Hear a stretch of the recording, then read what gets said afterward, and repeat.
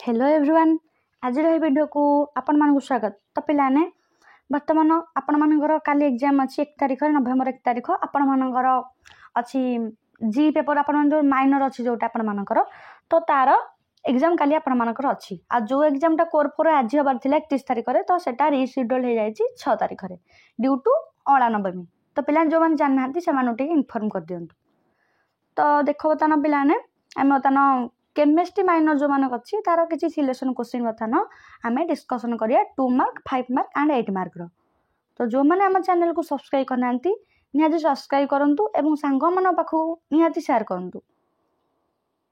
तो पिलाने पीडीएफ आपण मानकु सब सिलेक्शन क्वेश्चन टेलीग्राम रे मिल जिवो। तो आपण माने जाके सेठी जॉइन हो जांतु। देन देखो पिलाने देखिए आम फास्ट तबर 2 मार्क्स इंपोर्टेंट क्वेश्चन देखिए। तो पिलाने केमिस्ट्री माइनर आपण मानकर इनऑर्गेनिक केमिस्ट्री अच्छी एटॉमिक स्ट्रक्चर हेरिका तो ता देखिए देख state boards postulates important question आपण मानकर 2 mark question write de Broglie's equation what is Heisenberg uncertainty principle ए जोटा आपण क्वेश्चन देखियो निहाती पाइबे 2 मार्क 5 मार्क जोटा देखियो पाइबे आपण माने किछि छाड़ी के आसीबेनी पिलाने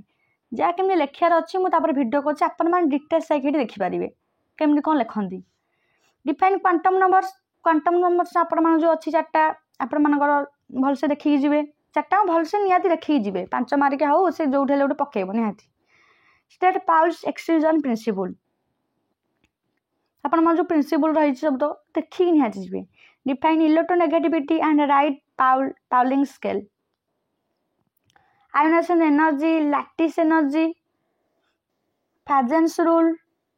देन देखो पिलाने एटा important VS EPR theory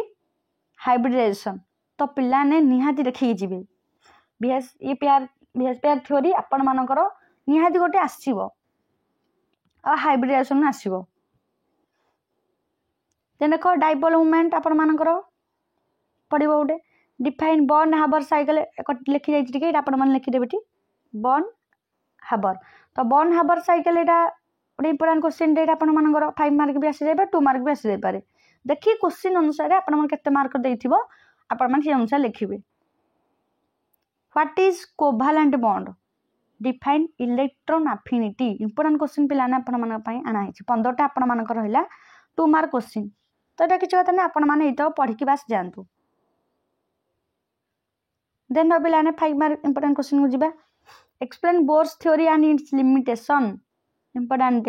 D Broglie's equation for matter waves सब इंपोर्टेंट आपण मानक आना हिची।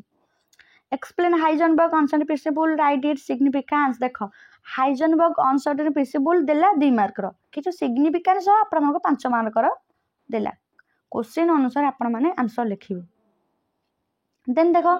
Explain periodic trends in ionisation energy and electronegativity. Describe Born Haber cycle with suitable examples पिला माने निहाती देखि जिवे आपण मान गोटे हला VSPR थ्योरी हाइब्रिडाइजेशन आ रहला Born Haber cycle Heisenberg uncertainty principle आ गोटे देखि दो पिलाने डी ब्रोगेल्स इक्वेशन आ गोटे। तो एतिकी पिलाने आपण मान टिके देखि जिवे एटा बेसी टिके आपण मान इंपोर्टेंट अछि। आ लैटिस एनर्जी डाइपोल मूवमेंट आ तार फैक्टर्स अफेक्टिंग निहाती देखि जिवे। नेक्स्ट देखो पिलाने हम देखिया explain VSPR theory with example भी देखि जिवे तार निहाती पकोच एग्जांपल आपण मानकर CH4 NH3 H2O तो देखि जिवे यार। देन देखो पिलाने कोन देखिया explain different types of hybridisation निहाती देखि जिवे। हाइब्रिडेशन टोटल आपण मान जहा सब पढि कि जिवे हाइब्रिडेशन एग्जांपल निहाती देखि जिवे। आपण जो SP SP2 SP3 आपण मान जो देइछि आपण मान भल से देखि जिवे। Write short note on valency bond theory VBT जोटा आपण मान देइछि VBT MOT जो तो भल से देखि जिवे। फाजेंस रूल आसिला 2 मार्क पय आसिला 5 मार्क पय आसिला एटा एक्स्ट्रा कोन देइछि ना आपण फैक्टर्स अफेक्टिंग आयोनिक कैरेक्टर टिके एक्स्ट्रा देइछि हला पिलाने। देन देखो डिराइव स्कोरिंग और wave equation for hydrogen atom पिला माने स्कोरिंग और वेव इक्वेशन निहाती देखि जाइथिबे लॉन्ग क्वेश्चन रे। तो पिलाने आमे जते पढुथलु ए क्वेश्चन टा माने बहुत थोर आसे आपण माने 2 मार्क हमर आसुथला लॉन्ग क्वेश्चन भी आसुदा निहाती निहाती आपण मानकर एथरो गोटे आसीबो discuss Sommerfeld extension of Bohr's theory कहूँ बारंबार Schrodinger equation Bohr's theory Born Haber cycle hybridisation VSEPR theory VBT MOT important long question सब आपण मानकर लॉन्ग क्वेश्चन आपण पढ़ी की जातु ए भीतर शॉर्ट क्वेश्चन आपण मानकर आसीजिवो तो जदि आपण एथिक पढ़ुचंदी एई तो आपण मन आसीजिवो जहाँ भी हो आंसर से एका लिखिबे ना हाइब्रिडाइजेशन को गोटे क्वेश्चन पढ़ी कौन कहले पिलाने हाइब्रिडाइजेशन रो तो पिलाने आपण खाली वीडियो देखि देखि पढ़ले हबनी स्क्रीनशॉट मारी पिलाने नहीं पढ़ी दउसंदी तो पिलाने आपण माने वीडियो रे जहाँ कहूची आ देखंतु कोरा बेसी इंपोर्टेंट कोरा केमि लेखा हबो मु कहूची वीडियो रे आपण टे वीडियो ने देखंतु तो हाइब्रिडेशन पिलाने जो रहिला टिके अलगा क्वेश्चन पकेथबो किछि डरिया नहीं हाइब्रिडेशन जहाँ पढ़ी गयसनी ताहा लेखि के आसीबे जेन पिलाने कौन गला ये आपण पिला माने देखिले आपण बोर्स थ्योरी देखिले explain periodic variation of atomic properties then देखो पिलाने describe Fajans rule and their effects on ionic character पिलाने फाजन्स रूल केते इंपोर्टेंट 2 मार्क आसिला 5 मार्क आसिला 8 मार्क सिलेक्शन क्वेश्चन आसिला तो भाव केते इंपोर्टेंट आपण मन पई अनुसार देखि जिवे explain molecular orbital diagram of O2 and N2 O2 आउ N2 रो मोलिकुलर ऑर्बिटल डायग्राम देखि के जाइथिबे नेहती